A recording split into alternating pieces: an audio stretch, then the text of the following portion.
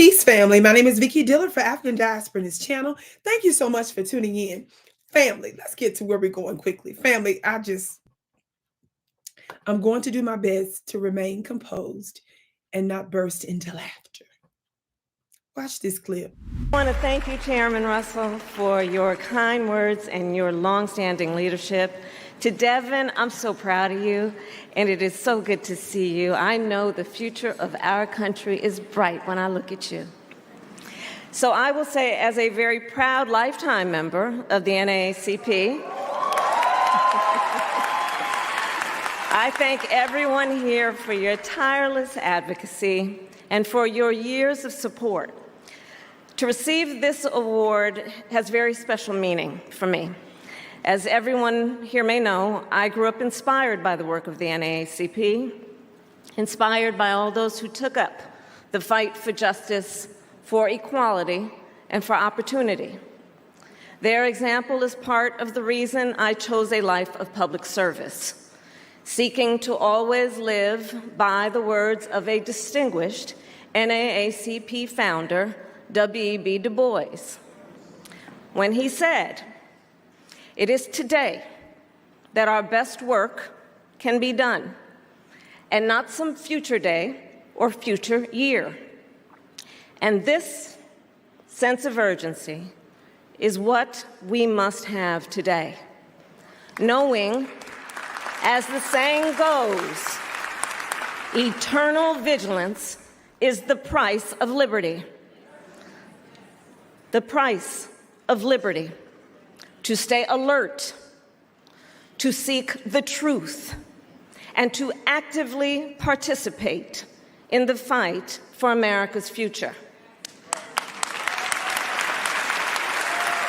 This organization came into being at a moment when our country struggled with greed, bitterness, and hatred. And those who forged the NAACP, those who carried its legacy forward, had no illusions about the forces they were up against. No illusions about how stony the road would be. Okay, family. Did you all see that cringe-worthy clip right there of Kamala Harris? Former VP Kamala Harris. How many of y'all know I was a little worried there when the teleprompters, you could tell she was looking at the teleprompters. How many of y'all know she got a history of when they malfunction, she malfunctions. And it's humiliating. So I was a little worried about that because there was some different pauses and stuff in there when she was looking different ways, but I digress. Now, all kinds of foundational Black Americans and other folks are absolutely mocking the NAACP for giving Kamala Harris one of their most prestigious awards that's known as the Chairman's Award.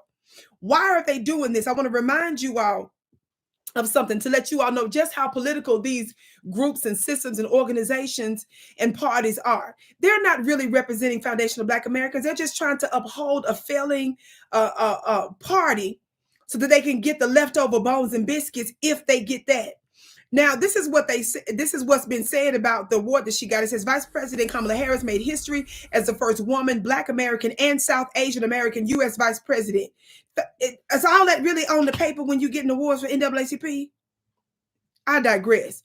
It says she championed reproductive rights, gun safety, voting rights, and economic opportunity while leading job creation and global diplomacy. That's true for everybody but us. Remember, she promised us, what she assured us early on is that she's not going to do anything. She used that pitch, that tone that I just used just now. That's what she used when she made it real clear that she's not about to do anything just for Black people. Yes? Keep reading, Vicki. Under the Biden-Harris administration, it says she helped achieve record job growth and cast the tie-breaking votes to pass lower prescription drug costs and historic climate and infrastructure investments. In 2024, she became the first Black and South Asian woman nominated for president by a major party, receiving over 75 million votes in the shortest modern general election campaign. So after she loses, they want to give her this award. But the reason why folks are really mocking them, because they know that the NAACP, for the most part, is an absolutely irrelevant group of bootlegs and bootlicks. I want to remind you all, how many of y'all remember my coverage right here on this network, among other platforms, where I discussed the fact leading up before the official presidential vote this past November, right? How many of you all know that about a month or so before that, it was leaked to the press, and this headline here says, Black operatives reportedly furious over Kamala Harris campaign spending decisions. Now, in that clip that you just saw, did you all see where the camera went into the audience and it showed, it captured different images of folks that are well known, the president of the NAACP? Watch his name come up in this article. How many of y'all remember this coverage? Watch this. Black Democratic operatives and minority-owned firms are raising alarms over spending practices in Vice President Kamala Harris's presidential campaign. They accuse the campaign of favoring white-owned vendors while sidelining Black-owned firms. Let's get to the next paragraph. What does it say? Derek Johnson, where the camera pointed to him, the man in the audience, the Black man in the audience, him. Derek Johnson, president of the NAACP, expressed frustration in an August call with Harris's campaign.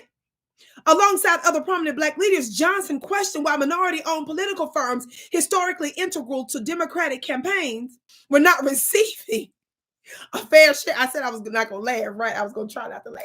We're not receiving a fair share of the campaign's record-breaking fundraising. Nearly $1 billion. That's what a B, family. Since Harris became the Democratic nominee. Quote, if Black voters are the base, it should be Black vendors telling the story, a participant on the call told Notice. That was a group that got this. Yet, despite pressing the issue, many left the conversation with no clear solution. Johnson, NAACP president, Johnson and other leaders reportedly vowed to escalate their concerns, demanding transparency on how the campaign allocates its funds and why there appears to be a lack of equitable spending with minority-owned firms. So, family, one of the ways, so what do your Black bootleg and bootlicks do? They reward such behavior. Being cut out, being embarrassed after they found out she was giving all these white firms all this money, after going public, after this stuff leaks, they reward her with their prestigious chairman award. Do you all see how they don't care nothing about us? It's just about therefore and no more. This is absolutely humiliating. Don't get me started with the other folks that end up getting one of the NAACP awards. My understanding is they gave a podcast award for Angela Rye and them and Tiffany Cross and them, their little, after they was rejected by either Democrats or Democrat-leaning networks like NAACP. My understanding is they gave their podcast the NAACP award. I don't be hating on stuff like that, but I just wonder, does NAACP know that they weren't even putting out content like that, and how Angela Rye and Tiffany Cross and them did a podcast talking about whether or not they should even keep their podcast going some months ago. Does NAACP know that they were asking the audience about quitting not too long ago, whether or not they should quit? I mean, Vicki, just family, I can't wait to see what you have to say about it below. But this is letting you know everything. See, you got to support and respect and honor those of us who are elevating your voice. Not about some ego thing. It's about letting folks know this is who we support. This is about making sure that when we support each other, you know that means that we're elevating our collective Black voice, because we're up against so much.